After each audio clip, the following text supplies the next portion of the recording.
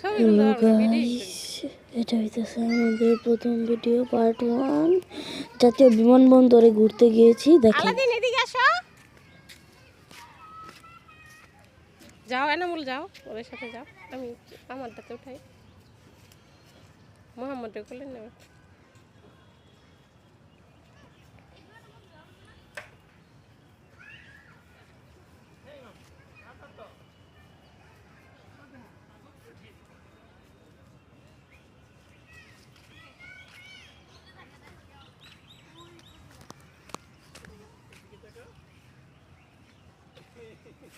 আমার দিকে তাকাও।